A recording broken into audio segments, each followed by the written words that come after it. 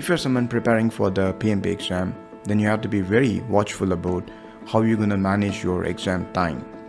One of the main reasons for people to fail in the PMP exam is they do not manage their exam time well. In the exam, we need to solve 180 questions in 230 minutes. And if you do not know the key tips and the strategies you need to follow to efficiently manage your time, then most likely you're going to have hard time in solving the questions in the exam and managing the time. So in this video, I'm going to give you a lot of useful tips you need to know to efficiently manage your exam time. So let's get started with this video.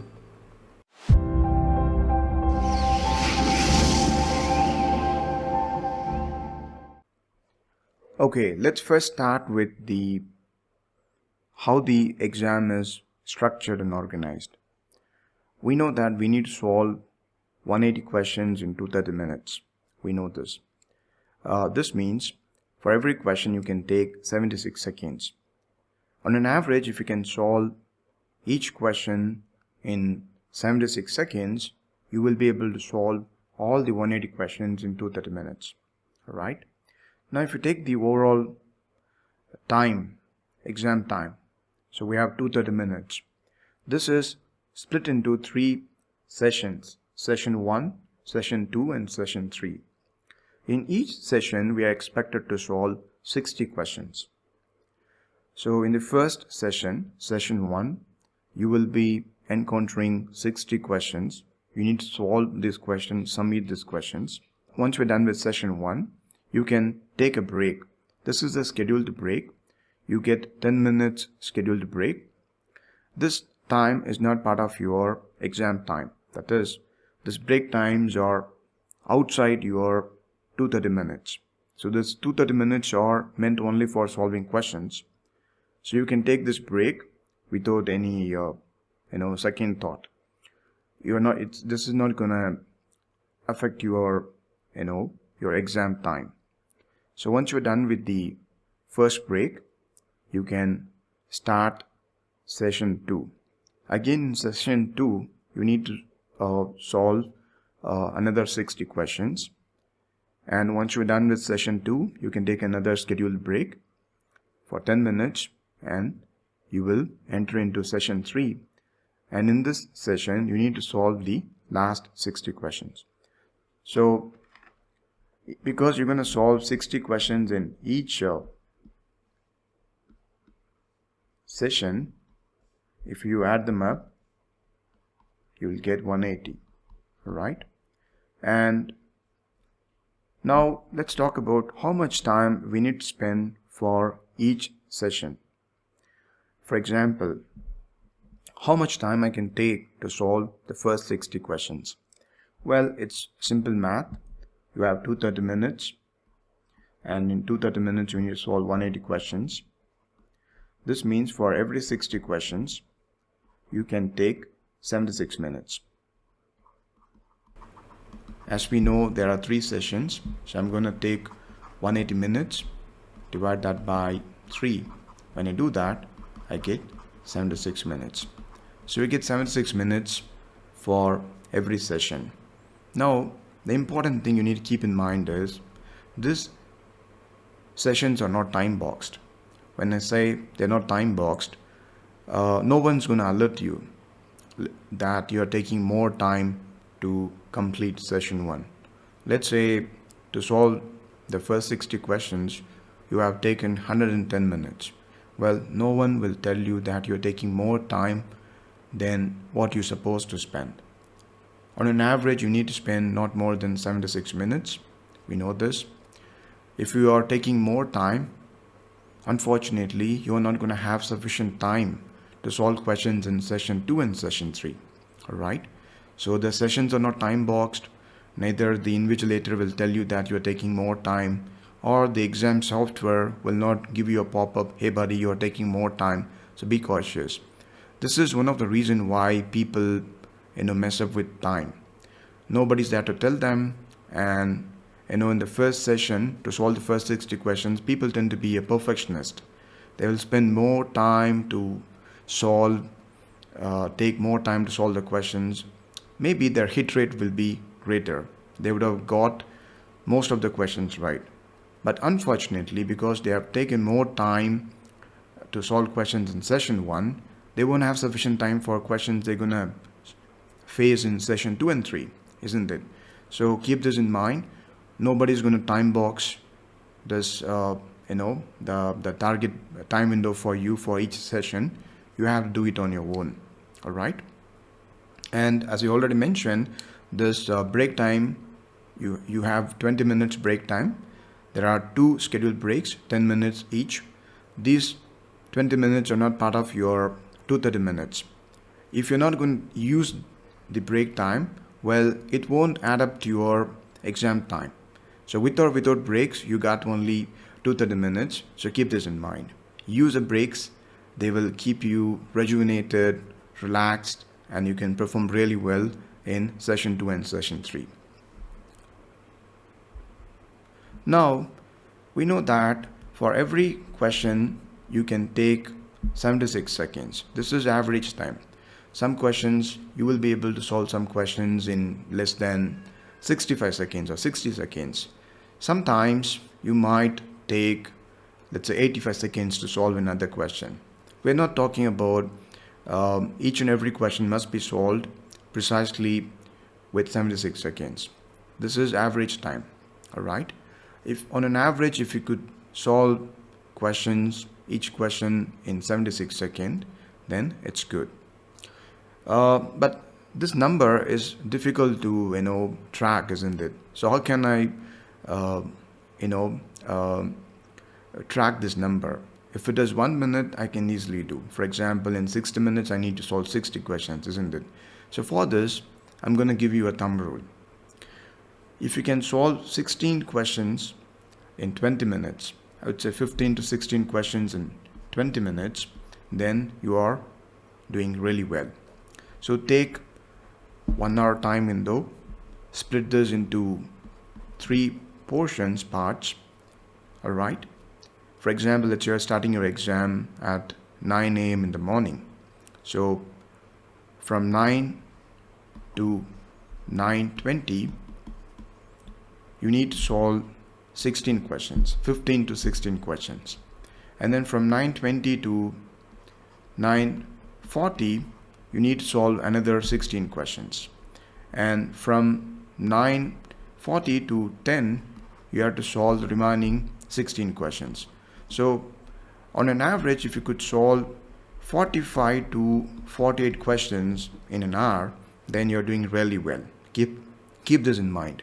So you see the clock, it's taking 60 minutes, and you're seeing how many number of questions you have solved, and you found it's 45 or 46 or 48. Great, you're really doing well with respect to time.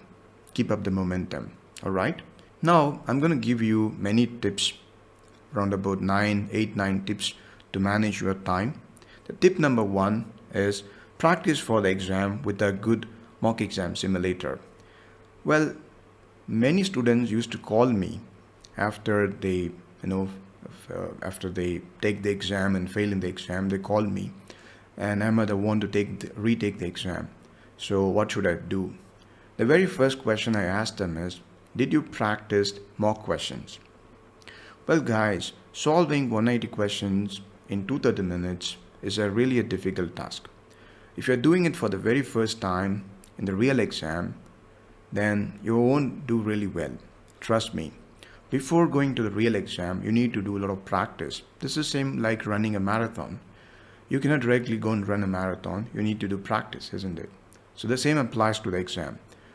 Solving 20 questions, 40 questions are very much doable for all of us. But if you have to solve 180 questions in 230 minutes in one shot, this is a big thing. Almost you're going to sit and solve questions for 4 hours, and solving exam questions, it's very intense. It's going to tax your mind. And if you're not doing any practice on this, and you are overconfident about yourself, no, I can directly go to the exam, real exam, and do this. Well, that's a big risk. Don't do that. Most of us will not be able to do this. We need practice. You cannot run the marathon directly. You need to practice before the day of the marathon. All right. So practice with a good mock exam simulator. And when I say good mock exam simulator, there are some attributes for a good mock exam simulator. The first one is a good mock exam simulator should have 180 questions in each question set. I know there are some popular mock exam simulators available in the market. Some of them have 180 questions, but some of them don't have 180 questions in each question set. Maybe 60. Well, this is a danger. Let's say you are buying a mock exam simulator, you get 5-6 mock exams in it, and each mock exam you have only 60 questions. When you solve these questions, you will feel good because you just need to solve 60 questions in one go. And after this, you will see your score, review your answers. Maybe the next day you will take the next test. And this give you false assurance. Well, buddy, you must follow the real exam. In the real exam, you're going to solve 180 questions. And so, in the mock exam, you must solve 180 questions. And when you solve those 180 questions, treat the mock exam as a real exam. When I say that, there are a couple of points you need to keep in mind. The first thing is, normally when people take the mock exams, nobody is monitoring them. So let's say after taking solving the first 50 questions, they might think, I'm tired, let me take a break. So they might take some 1 hour break, and then in between the exam they'll check their mobile phone, all right, Instagram account, and then they will pass the test, go and take the lunch break, and the next day they will resume the test. So these things must be avoided. Don't do all these things, okay? You're going to end up in trouble. You can take only 2 breaks in between. Solve the first 60 questions, take 10 minutes break, again solve the next 60 questions, take another 10 minutes break, and then at last solve the last 60 questions. This is what I would recommend for you, all right? So never ever take the mock exams for granted. Treat them as the real exam. Clear? And when you are using a mock exam, make sure they have some key features you would see in the real exam. The first one is a timer. You should have a timer in your mock exam simulator. Second one is you should be having a feature called Mark for Review. I will demonstrate you what this feature is about, Mark for Review feature, in some time. You must have this feature in your mock exam simulator because you're going to see this feature in the real exam and you're going to use them to manage the time. So you must have this feature, plus there are different types of questions like drag and drop type questions, multiple response type questions, and so on. Your exam simulator should have all these things in it. All right. So now let me show you a demo of this feature, Mark for Review feature. Okay, so this is my company's mock exam simulator. It has all the features you would expect from a high quality mock exam simulator, PMP Mock Exam Simulator. So this is the timer feature. What you see is that here is the timer feature. It's a countdown timer. The clock will start at 2:30 minutes. You won't see, it's not hours, minute, second clock. You will see only minutes and second. Okay, it's a countdown clock, a timer. So it starts from 2:30 minutes and then it will slowly decrement in the units of seconds and then reach 0 minute. So you could see now this timer is running. The countdown timer is running. It started at 2:30 minutes.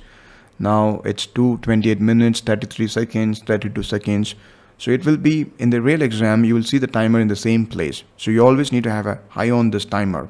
All right, don't get lost in solving the questions. After solving each question, notice what is the current time, how much time left out for you. And after you select the answer, you see here there's an option called Mark for Review. You will see this option in the real exam as well. So you can mark this question for review, and then once you do that, you can review this question later. So for example, after you mark this question for review, you could see that this question number is added to the mark for review list. All right. The UI won't be exactly the same, but you will have pretty much the same UI in the real exam. So let's say you are done with the third question, fourth question. You're gonna, you're thinking, yeah, I'm done with the sixth question. I'm solving the sixth question. I want to review the first question. So you can click on this button, and it will directly take you to the first question. And once you review your answer, for example, I'm thinking I'm not okay with this answer, I want to change my answer from A to B, then I will click mark as review, and then you can continue a test. Automatically the last question will be loaded. Again, you can mark any question you want for review, and you can review this the marked questions later. So that's about mark for review. And there are many other questions you will see in the exam, like multiple response. There's a multiple response type question. So here you don't see a radio button. Instead, you will see check boxes. You can select more than one right answer.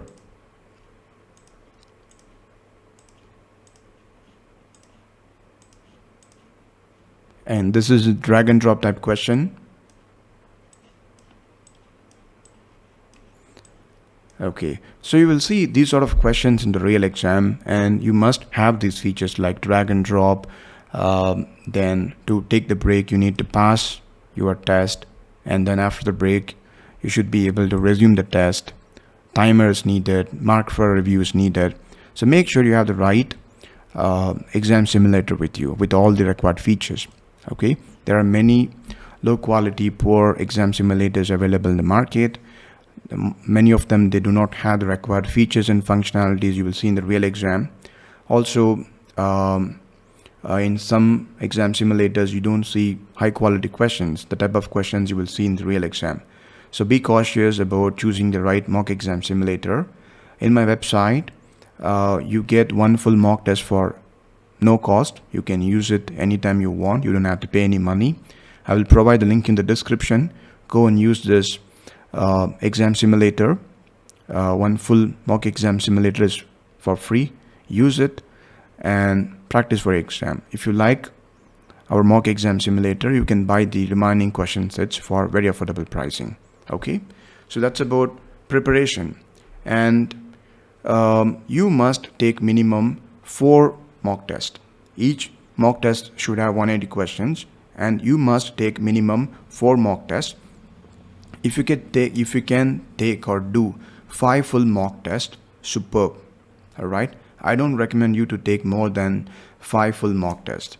I know some students, they tend to take like 8, 9, 10 mock exams. Not needed.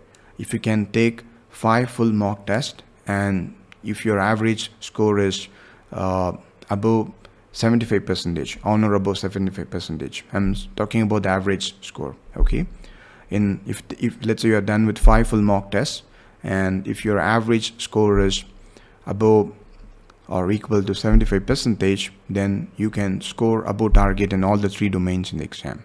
Okay, so let's move forward. That's about tip number 1. Tip number 2, it's acceptable to make mistakes on 20% of the question. Well, this sounds to be a little controversial, but trust me, you don't have to get all the questions right. It's impossible. The point is, these questions are set by experts, and PMP exam questions are really tough questions, difficult ones. How hard you prepared, you will not be able to get all of them right. So be prepared, mentally be prepared. It's okay to not to get some of the questions right. If you can score 80% mark, then you will pass the exam scoring above target on all the 3 domains: people, process, and business. So that's the criteria, and you don't have to get all the questions right. Also, it's impossible.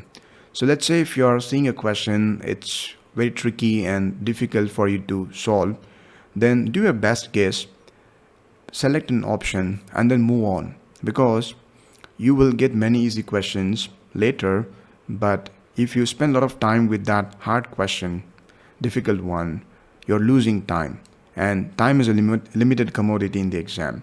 If you lose time, there's no other way to get it back. So make sure you spend them wisely, and mentally be okay to mess up with some 20% of the questions. Okay, so keep this in mind. So you can get some 30-35 questions wrong, still you can pass above target in all the three domains, score above target in all the three domains. Okay, and moreover, there's no negative mark. Let's say you selected a wrong option and submitted the answer, you're not going to lose any marks, trust me. There's no negative mark. So answer all the questions. You don't have to worry about picking the wrong option. All right, that's the second tip. It's okay to mess up with some questions, 20% of the questions, not too much. Okay, just 20, maybe 22 is fine, but don't go beyond that. Third tip is preparation is the key. Well, you cannot do a lot of research and development during the exam. When you read a question, you should know on what basis this question has been set, what type of question is this. You should be aware of the PMI mindset. You should know all the techniques, tools, concepts. If you are trying to do a lot of thinking, you're gonna lose time. I hope you agree with me. Maybe you would be able to solve the question if you have 10 minutes time or 5 minutes time. But the point is, we must solve every question in less than or equal to 76 seconds. So there's little room for doing analysis and reasoning, too much of reasoning. So you have to create a lookup table. If you are preparing well, you know like how questions will come, how questions are set, and how to figure out whether this question is from predictive or from agile or from hybrid, and whether this is from the people domain or from the process domain. You should be well versed with this. Otherwise, you're going to lose a lot of time. You will solve questions, that's for sure. You will find the right answers, but you're going to take more time. You cannot be effective or efficient. Okay, so be seasoned for the exam. Prepare well. Use the PMI recommended PMP exam reference materials. There are some books recommended by PMI for the PMP exam preparation. These are different from the books we get from Amazon. All right, you can go to PMI website to see the recommended reference material for the PMP exam. I will also give this link in the description. Only use these materials for exam preparation. All right, and PMBOK guide, both 6th edition, 7th edition. Instead of 6th edition, PMBOK 6th edition, you can also use process group practice guide. They are the same. And you also can or should use the Agile practice guide. All these publications, all these books are published by PMI. So you don't have to have a second thought. Use these books for your exam preparation. If you want to read any other prep book, use them as supplements, but not at the cost of not reading these materials. PMBOK guide, Agile practice guide from PMI. Tip number 4 is use the mark for review feature wisely. Well, I would recommend this trick or tip. Whenever you are doubtful about your answer, let's say you solved a question but you are not okay with the answer, the option you selected, you can mark it for review. And you can use this as a metrics to measure the level of uncertainty you have with your answers. Let's say you solved the first 60 questions in session 1 and you were not okay with your answers for, let's say, 6 questions. So this means out of 60 questions, you are not confident with 6 questions. Your answers you provided for 6 questions, that's 10%. And this is a good indicator. Let's say you marked so many questions for review, 30, 35% of the questions for review, this is an indication that you are very much doubtful about your answers, and most likely many of them would be wrong. Now in session 1, let's say you marked only 6 questions or 5 questions for review, and whether you're gonna review your the marked questions later or not, you can use this as an indicator. If you see that you marked 6 questions out of 60 questions, man, you're doing great. All right, so cheer up and move forward. Confidently proceed with session 2 and 3. So that's about mark for review feature and how to use it to check whether are we doing good or not. It's kind of a metrics, okay? Tip number 5 is use the breaks. You get nothing by skipping the breaks. You get 2 scheduled breaks, each of 10 minutes duration, and you get them. The first break, you will get the first break after completing session 1, and the second 10 minutes break after completing session 2. Use them because our brain is not wired to continuously solve a lot of questions in a stretch of 4 hours, okay, approximately 4 hours.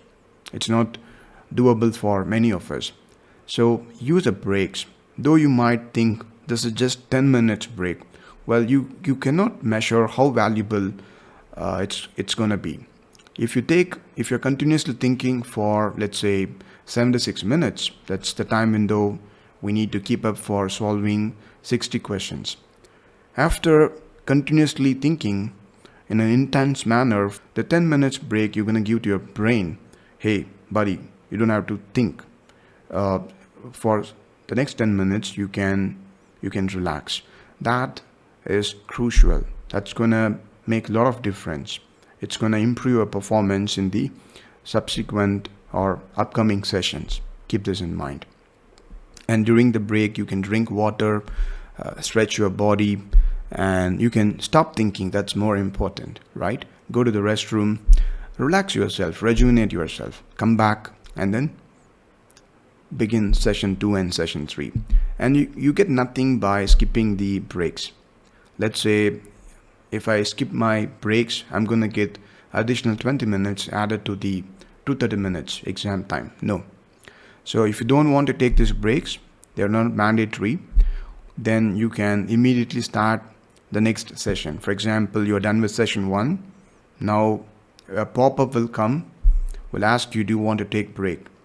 If you press that, yes, I want to take break. If you press S, then your exam timer, the 230-minute timer, will pass and a new timer will open for 10 minutes. Again, it's a countdown timer. You can go take the break, come back and resume the test. Now let's say if you are taking more than 10 minutes, what will happen? Automatically this break timer will elapse and the next session will begin and the exam timer will start running. So make sure you finish your break in 8-9 minutes, come back to your seat and continue the test. All right. And do some motivations, like motivate yourself and do positive reinforcement. Let's say you are not okay with your performance in session 1. Don't worry. Tell yourself that you're going to see many easy questions in session 2 and session 3. And this is true. This is from my own experience. Also, I discussed with many students who pass the exam, and many of them told me that in session 1 they saw many difficult questions, and in session 2 and session 3 the questions are relatively easier. So be positive, motivate yourself. All right. And if you want to take extra breaks other than these scheduled breaks, it's possible. However, you're going to lose time. So let's say for some reason you want to use the washroom, you can do it. Okay, don't hesitate, but your timer will be running. That's the point. All right, so that's about the breaks and the benefits of the breaks. Don't skip them, use them and get benefited. Tip number 7, you will see 2 features called the striker and highlighter. don't use these features. That's my personal opinion. I won't recommend you to use these features. The reason is these features will consume time. Well, a striker is a feature that will, for example, if you take the exam, the software, the UI, user interface, you will see two icons. One for striker, another one for highlighter. Okay, you can pick these tools to strike out unnecessary portions or information provided in the question. Also, you can use the highlighter to highlight the useful information you find in the question. Okay, this is same as the ones we have in Acrobat Reader and so on. Well, this is a good feature, but this is not a good companion when it comes to time management. Why? You need to do a lot of cursor movements, right? You need to pick the right tool and then strike them, highlight them, a lot of mouse movement, cursor movement. So if you use these features, on an average, you will take 5 to 10 seconds extra to solve each question, and this is gonna create a difficult situation for you when it comes to using the time efficiently, exam time efficiently. So don't use this feature. This is my personal opinion. If you're going to use these features, you're going to lose time. All right. Tip number 8, you will see many wordy questions. Many in the sense, let's say round about 10 to 15 questions, wordy questions. You will find so many words, sentences in a question. So you will take a lot of time to solve this type of questions. So I'm going to give you a technique to solve this type of questions. You can always read if let's say you see a question which is of around about 5 sentences, all right, go directly to the last sentence of the passage of the question and read that question. Most of the times you will feel you have all the information needed to solve this question in the last 1 or 2 sentences of the question. If so, you can skip the first 2-3 sentences and directly solve the question. But use this technique cautiously because it won't work out all the time. In some cases, you must have to read the entire question. So whenever you see a wordy question, let's say of 4 or 5 lines in length, go and read the last sentence provided in the question. If you think you have all the information needed to solve this question, the last 2 sentences are complete, they have all the required information to solve this question, then you don't have to read the entire question. These questions are said to waste our time. So this is a strategy we need to use to tackle these type of questions, wordy questions. Now, I'm going to give you an example here of wordy question. Look at this question. The question is wordy. It has a lot of sentences, words in it. Also, you could see that the options are very wordy. Well, if you want to solve this question, you will definitely take more than 76 seconds, maybe a minute, or maybe even 1.2 minutes, let's say 90 seconds or 100 seconds, isn't it? So whenever you see a question like this, first directly go and read the last 1 or 2 sentences. If they are meaningful, if they are complete, then you can directly solve the question only using the information you have in the last 1 or 2 sentences. So let's solve this question. In an agile team during the sprint, a stakeholder frequently seeks requirement, clarity, and status updates from a specific team member. The constant interruptions and requests from the stakeholder are hindering the team member's ability to concentrate on the agile goal. The team member approaches you, the Scrum Master, seeking guidance on resolving this situation. How should the Scrum Master address the issue of stakeholder continuously seeking requirement, clarity, and status update from the team member, which is impeding their focus on their iteration goal? Well, if you pay attention, with this 2 sentences, you can all answer this question, isn't it? So these 2 sentences are enough for us to solve this question. So read the last 2 sentences one more time. How should the Scrum Master address the issue of the stakeholder continuously seeking requirements, clarity, and status update from the team member, which is impeding their focus on the iteration goal? isn't it? So if you see a wordy question, read just the last 1 or 2 sentences in the question. If they are okay, clear, meaningful, complete, then skip the rest of the question. Let's solve this question. Engage with the stakeholder to understand their concerns and establish a designated time or channel for requirement clarification and status update, ensuring that it aligns with the team's workflow and minimizes disruption. So you are directly talking to the stakeholder and finding an amiable solution. This seems to be a good option. Let's see the second one. Advise the team members to ignore the stakeholders' request and strictly prioritize their iteration goal or addressing any inquiries or concerns. This is a bad option because ignoring a stakeholder is not a good project management practice. It's rude, isn't it? It's against ethics and value. So we must not choose option B. Let's talk about option C. Reassign the team member to a different task or project away from the stakeholders' reach to allow them to focus solely on their iteration goal without interruption. Again, this is inappropriate solution.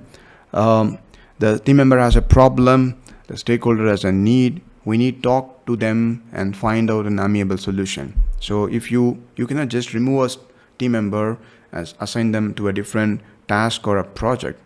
Moreover, in Agile, the team members will decide which task they're going to work on. So you cannot tell people which task they need to perform. So you can eliminate this option as well.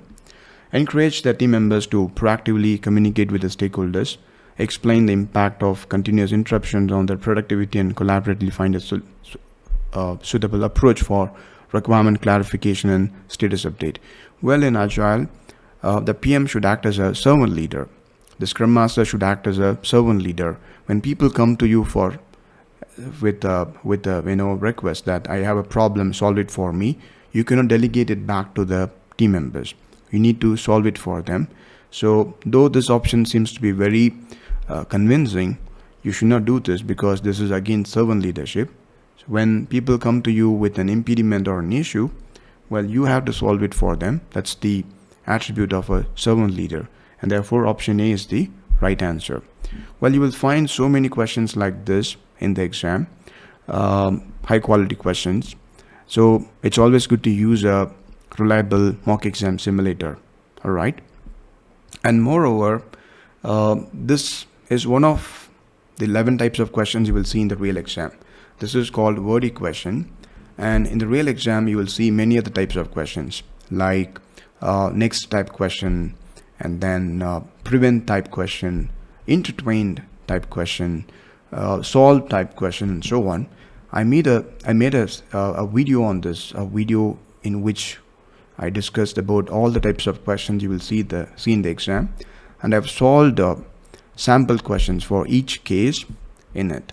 I will provide the video link in the description. You can watch this video. This is a very useful video, and you will certainly do really well in the exam if you see this video. Watch this video at least once. Okay. So that's the approach we're going to use to solve wordy questions to save time. Tip number 9, we have to work on some psychological and physiological elements, things. Have a good sleep before the day before the exam. Take good sleep. I know it would be difficult for some of us to get a good sleep when you have the exam next day. So try to take good sleep. Don't do last minute preparation.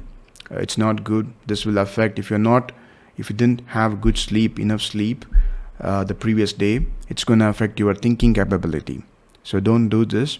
Have enough sleep before the exam and reach the exam center at least 1 hour prior to the scheduled exam time. You don't want to have that last minute rush, and this will increase your anxiety, and that's not good for your brain. It cannot perform well. So avoid all these things. Reach the exam center on time. If you're going to take exam from your home or office, join the call or join the session at least 30 minutes or 20 minutes in advance, and then have a good nutritious meal before the exam. It's important because for your brain to think well, act well, it needs a lot of carbohydrates and water. So carbohydrate is the power source that your brain used to function and operate. So put some carbs inside your body before you take the exam. This will certainly elevate your thinking capability and your brain will perform really well. Also keep your brain hydrated, so drink sufficient water before the exam, also during the break. I would not recommend you to drink a lot of water. You know the reason. Let's say you are taking the exam in an exam center in an air-conditioned environment, and if you drink a lot of water, you know what's going to happen, right? You might have to use the restroom very often. That's going to affect your exam time performance. So keep that in mind. You will be anxious. Most of us will be anxious on the day of the exam. You need to control your anxiety, overcome the fear of the exam. It's needed. You have done so many big things in your life. This is just an exam. You will definitely pass the exam. Trust me. If you have put in the right effort and the right strategy to prepare for your exam, you're going to do it. You're going to pass your exam on your first attempt. Don't worry about it. Of course, we all are humans, so there will be some level of anxiety in us, but don't worry. After you solve the first 10 questions, everything will be okay. Most of your expectations about the exam will be matched by the exam software. Maybe sometimes you will feel like, oh my God, I was overestimating things. It's not that complicated, not that difficult. I can manage this. You will get that feel after solving the first 10 questions. Once you get used to the exam environment, the exam software, you will be fine, just fine, okay? So, but nobody's gonna be with you to say, cool down, calm down. We have to do it by ourselves. Therefore, work on this. Try to, bring down your anxiety. That will help your mind to perform really well. If you have a lot of anxiety, you will not be able to, solve the questions efficiently. You might be capable of solving the questions, but because you are anxious, you will mess up with things. So calm down, stay relaxed. And all these things comes from the foundation. The foundation is having a good preparation for the exam. People who underestimate PMP exam, they're going to fail in the exam. I'm very sorry to say this, but don't underestimate this exam. This is one of the challenging exams, project management certification exams out there, and it's a gold standard. It's the toughest exam in project management. So do proper preparation. If needed, go and take good coaching.